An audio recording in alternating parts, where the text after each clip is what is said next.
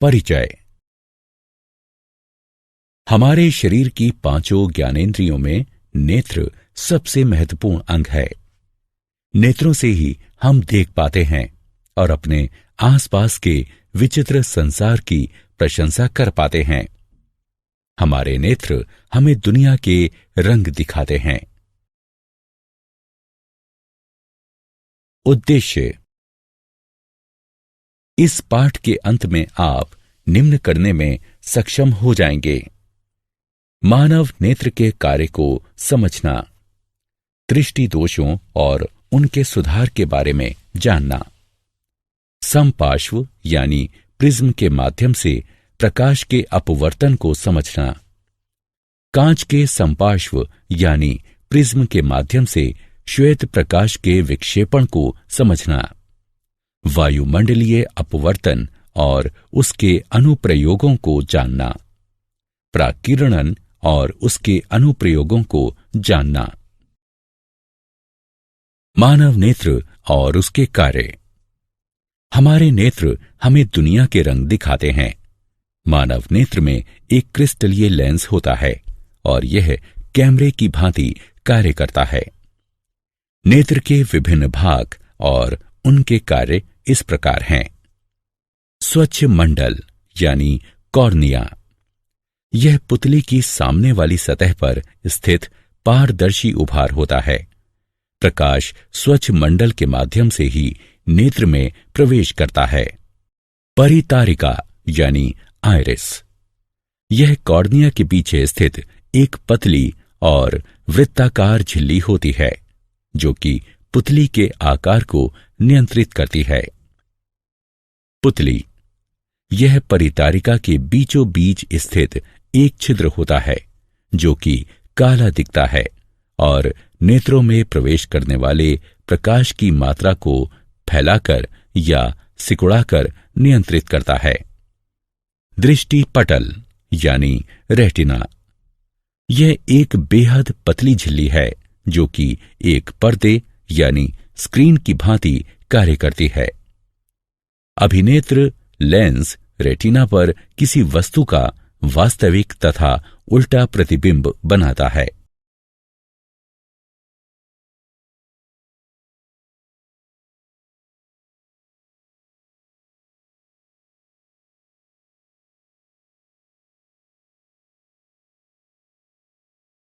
समंजन क्षमता।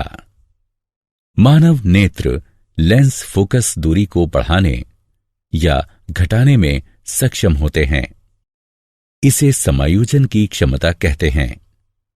समंजन पक्षमाभी पेशियों यानी सिलेरी मसल्स की सहायता से प्राप्त किया जाता है।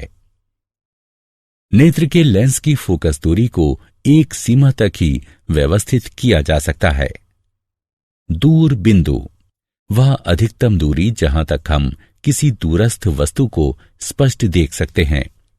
किसी दूरस्थ वस्तु को स्पष्ट देखने के लिए पक्षमाभी पेशियां ढीली होकर नेत्र के लेंस को पतला कर देती हैं। निकट बिंदु, वह न्यूनतम दूरी जहां पर स्थित कोई वस्तु बिना किसी दबाव के स्पष्ट देखी जा सकती है। निकटस्थ वस्तु को स्पष्ट देखने के लिए पक्षमाभी पेशियां संकुचित होकर नेत्र के लेंस को मोटा कर देती हैं।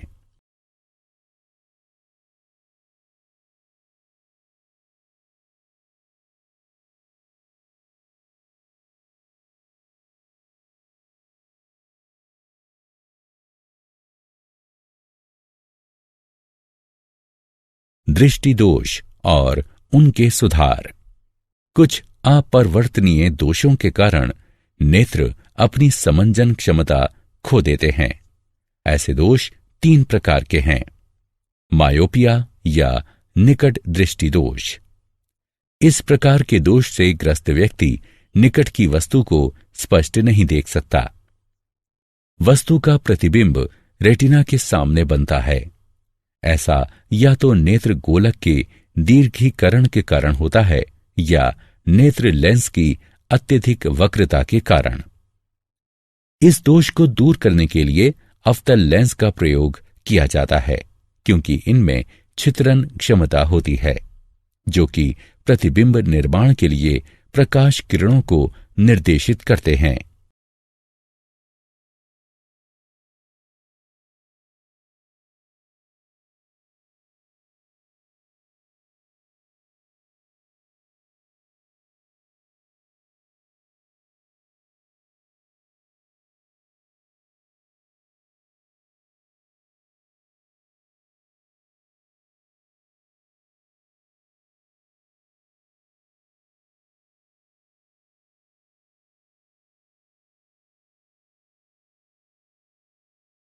दीर्घ दृष्टि दोष और उसका सुधार। हाइपरमेट्रोपिया या दूर दृष्टि दोष। इस प्रकाश के दोष से ग्रस्त व्यक्ति दूरस्थ वस्तुओं को स्पष्ट नहीं देख पाता है। इसमें नेत्र लेंस के द्वारा प्रकाश किरणों का प्रतिबिंब रेटिना के पीछे बनाया जाता है। ऐसा या तो नेत्र लेंस की केंद्रीय लंबाई की वृद्धि के कारण होता है या नेत्र गोलक के आकार में कमी के कारण।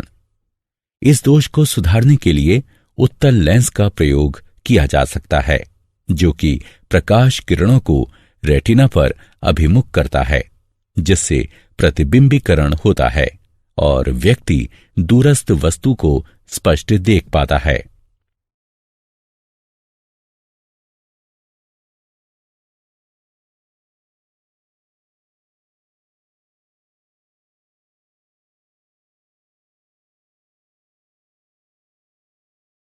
जरा दूरदृष्टिता और उसका सुधार।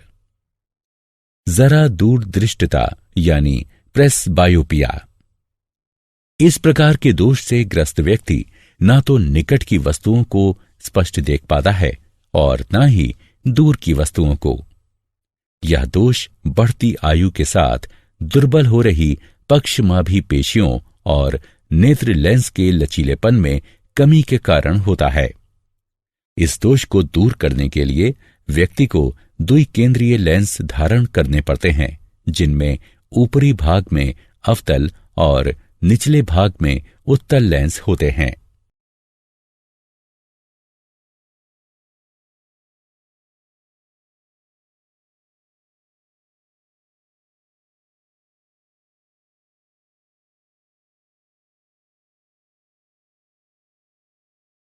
समपार्श्व यानी प्रिज्म के माध्यम से प्रकाश का अपवर्तन। एक माध्यम से दूसरे माध्यम की ओर यात्रा करते समय प्रकाश के झुकाव को अपवर्तन कहते हैं। इस खंड में हम समपार्श्व यानी प्रिज्म के माध्यम से प्रकाश के अपवर्तन की घटना पर चर्चा करेंगे। समपार्श्व यानी प्रिज्म दो त्रिकोणीय आधारों और तीन चौकोर तलों वाली ठोस आकृति है। प्रत्येक तल के मध्य का कोण समपार्श्व कोण कहलाता है। एक रंग के प्रकाश की किरण एक कांच के प्रिज्म पर आपतित होती है और अभिलंब की ओर मुड़कर हवा से कांच में प्रवेश करती है। इसके पश्चात सीधे गमन करते हुए यह अभिलंब से दूर कांच से हवा में प्रवेश करती है। आपतित किरण और अपवर्तित किरण एक कोण पर है, जो विचलन कोण कहलाता है। कांच के समपार्श्व के द्वारा श्वेत प्रकाश का विक्षेपण। अब हम इस पर चर्चा करेंगे कि यदि हम कांच के समपार्श्व पर श्वेत प्रकाश संयोजित करें तो क्या होगा। जब कांच के समपार्श्व यानी प्रिज्म पर श्वेत प्रकाश डाला जाता है तो यह 7 रंगों में विखंडित हो जाता है। बैगनी, गहरा नीला, नीला, हरा, पीला, नारंगी और लाल। इस घटना को श्वेत प्रकाश का विक्षेपण कहते हैं। विक्षेपण का कारण। श्वेत प्रकाश 7 विभिन्न आवृत्तियों पर आधारित होता है, जो कि एक भिन्न रंग के अनुरूप होती हैं। प्रत्येक रंग का विचलन कोण भिन्न होता है, जिसके कारण प्रत्येक रंग एक भिन्न कोण पर झुकता है और हमें रंगों का एक समूह दिखाई देता है, जिसे विबग्योर यानी इंद्रधनुष कहते हैं।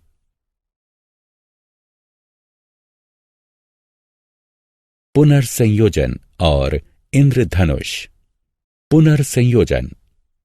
आइजैक न्यूटन ने देखा कि यदि वो कांच के दो समपार्श्वों यानी प्रिज्मों को एक दूसरे के इस प्रकार समानांतर रखते थे कि वे एक दूसरे के उलट हों, तो एक समपार्श्व यानी प्रिज्म में प्रविष्ट होने वाला श्वेत प्रकाश 7 रंगों में विखंडित हो जाता था, और जब यह सतरंगा प्रकाश दूसरे समपार्श्व पर आता था तो पुनः श्वेत प्रकाश में परिवर्तित हो जाता था। इसे ही पुनर्संयोजन कहा जाता है। हम सबको वर्षा के पश्चात इंद्रधनुष का दृश्य देखना अच्छा लगता है। यह एक प्राकृतिक घटना है जो कि प्राकीर्णन का परिणाम होती है। इंद्रधनुष आकाश में सदैव सूर्य की विपरीत दिशा में प्रकट होता है। वर्षा के दौरान जल की बूंदें सूर्य के प्रकाश के लिए समपार्श्व यानी प्रिज्म का कार्य करती हैं। जल की बूंदें अपरिवर्तित होती हैं, प्राकीर्णित होती हैं और फिर सूर्य के प्रकाश को इंद्रधनुष बनाने के लिए आंतरिक रूप से परावर्तित करती हैं। पुनर्संयोजन ऐसी घटना है जो कि विक्षेपण का विलोम है। इंद्रधनुष एक प्राकृतिक रूप से होने वाली घटना है जो कि सूर्य के प्रकाश के विक्षेपण के कारण होती है। इंद्रधनुष आकाश में सदैव सूर्य की विपरीत दिशा में दिखाई देता है।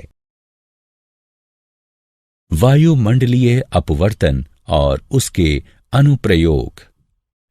हमारा वायुमंडल किसी स्थान विशेष पर समान रूप से सघन नहीं है।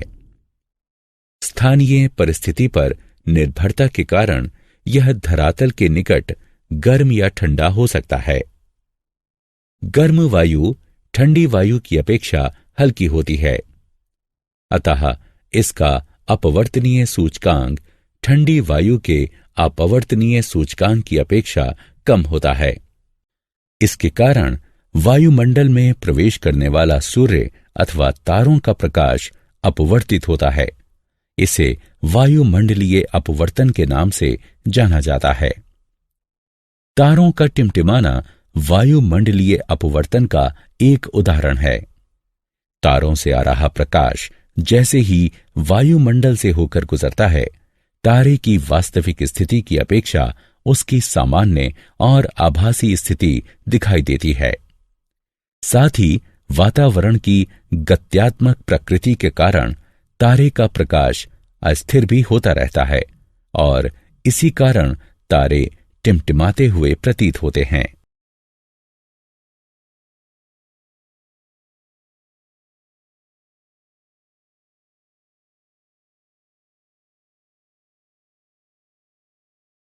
हमारे हिसाब से सूर्योदय तब होता है जब सूर्य क्षितिज से ऊपर आता है। जब सूर्य क्षितिज से नीचे होता है तब वायुमंडलीय परतों के घनत्व में अंतर के कारण सूर्य का प्रकाश वायुमंडल में प्रविष्ट होते हुए अपवर्तित होता है। इसके कारण सूर्य क्षितिज के ऊपर दिखाई देता है और सूर्य के वास्तव में क्षितिज पर पहुंचने से 2 मिनट पूर्व हम सूर्योदय देखते हैं। इसी प्रकार वायुमंडलीय अपवर्तन के कारण ही सूर्यास्त हमें 2 मिनट देर से दिखाई देता है। प्रकाश का प्राकीर्णन और उसके अनुप्रयोग। वायुमंडल से होकर गुजरने के दौरान धूल कणों और वायु अणुओं के द्वारा प्रकाश फैल जाता है। इसे प्रकाश का प्राकीर्णन कहा जाता है। प्राकीर्णित प्रकाश का रंग प्राकीर्णित हो रहे अणुओं के आकार पर निर्भर करता है। टिंडल प्रभाव। जब प्रकाश किसी कलीलीय घोल पर डाला जाता है तो वह कलीलीय कणों के द्वारा प्राकीर्णित हो जाता है और इस कारण प्रकाश पथ दिखाई देने लगता है। इसे टिंडल प्रभाव कहते हैं। जैसे किसी अंधेरे कमरे में जब एक छिद्र बनाया जाता है और प्रकाश को उसमें से गुजारा जाता है, तब हम प्रकाश पथ और धूल के उन कणों को स्पष्टता देख पाते हैं जिन्हें साधारण परिस्थितियों में वायु में नहीं देखा जा सकता।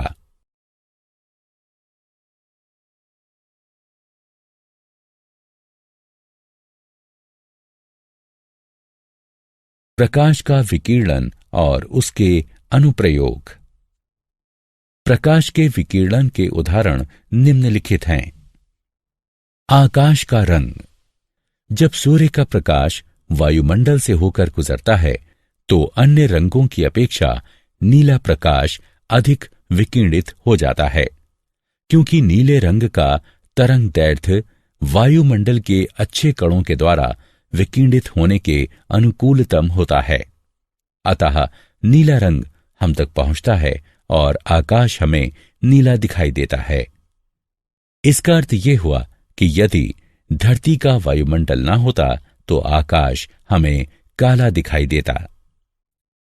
सूर्योदय और सूर्यास्त के समय सूर्य का रंग। सूर्योदय या सूर्यास्त के समय सूर्य का प्रकाश अधिक दूरी तय करता है, अतः कम तरंगदैर्घ्य होने के कारण नीला रंग विकिरणित हो जाता है और हम तक केवल लाल रंग पहुंचता है। सर्वाधिक लंबे तरंगदैर्घ्य के कारण, अतः सूर्योदय और सूर्यास्त के समय सूर्य रक्ताभ प्रतीत होता है। क्या आप जानते हैं मनुष्य की दृष्टि का क्षैतिज क्षेत्र एक आंख से लगभग 150 डायोप्टर और दोनों आंखों से लगभग 180 डायोप्टर होता है। किसी तारे का टिमटिमाना उसके प्रकाश के वायुमंडलीय अपवर्तन के कारण होता है। वायुमंडलीय अपवर्तन के कारण सूर्य हमें सूर्योदय के वास्तविक समय से लगभग 2 मिनट पूर्व और सूर्यास्त के वास्तविक समय से लगभग 2 मिनट पश्चात तक दिखाई देता है। प्यूपिल अपना आकार प्रबल मनोवेगों के प्रभाव के कारण भी बढ़ा सकता है। नीली आंखों वाले भूरी आंखों वालों की अपेक्षा ज्यादा बेहतर देखते हैं। आइरिस के रंग का दृष्टि तीक्ष्णता से कोई संबंध नहीं है। मनुष्य की आंख मूलतः 3 रंग देखती है, लाल, हरा और नीला। ये मूल रंग हैं। श्वेत रंग इन तीनों रंगों का संयोजन है। काला रंग इनके अभाव स्वरूप है। पीला, बैगनी और हल्का बैगनी रंग 2 मूल रंगों के संयोजन से बनता है। इन्हें द्वितीयक रंग कहते हैं। कुत्ते लाल और हरे रंगों के मध्य अंतर नहीं कर सकते। साधारण मनुष्य 1 मिनट में 12 बार पलकें झपकाता है, यानी कि प्रतिदिन औसतन लगभग 10,000 बार। आंख मानव शरीर का एकमात्र अंग है जो दिन रात किसी भी क्षण बिना आराम किए 100% क्षमता के साथ काम कर सकता है। छींकते समय आंखें खुली रखना असंभव है। तुम्हारी भौहों के मध्य के स्थान को ग्लैबेला कहते हैं। अनुकूल परिस्थितियों में मनुष्य की आंख मोमबत्ती की रोशनी को 14 मील की दूरी से भी देख सकती है। मनुष्य काग की अपेक्षा कंप्यूटर की स्क्रीन को 25% धीमी गति से पढ़ता है। सारांश। आइए हमने जो कुछ सीखा है उसे संक्षेप में दोहराएं। मनुष्य की आंख में एक क्रिस्टलीय लेंस होता है और यह कैमरे की भांति कार्य करती है। आंख के विभिन्न भाग हैं: प्यूपिल, कॉर्निया, आइरिस, क्रिस्टलीय लेंस और रेटिना, यानी श्वेत पटल। मनुष्य की आंख के लेंस में केंद्रीय दूरी घटाने और बढ़ाने की क्षमता होती है। इसे समायोजन कहते हैं। मोतियाबिंद। यह एक नेत्र रोग है जिसमें आंख के लेंस की पारदर्शिता समाप्त हो जाती है, जिसके कारण आंशिक या संपूर्ण दृष्टिहीनता आ जाती है। इसे शल्य क्रिया के द्वारा ठीक किया जा सकता है। समपार्श्व यानी प्रिज्म 2 त्रिकोणीय आधारों और 3 चौकोर तलों वाली ठोस आकृति है। प्रत्येक तल के मध्य का कोण समपार्श्व कोण कहलाता है।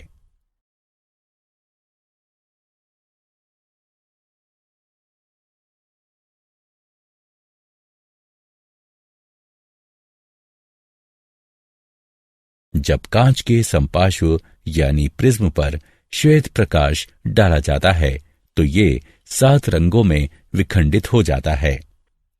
बैगनी, गहरा नीला, नीला, हरा, पीला, नारंगी और लाल।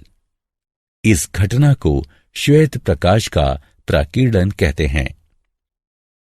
पुनर्संयोजन एक ऐसी घटना है जो कि प्राकीर्णन का विलोम है।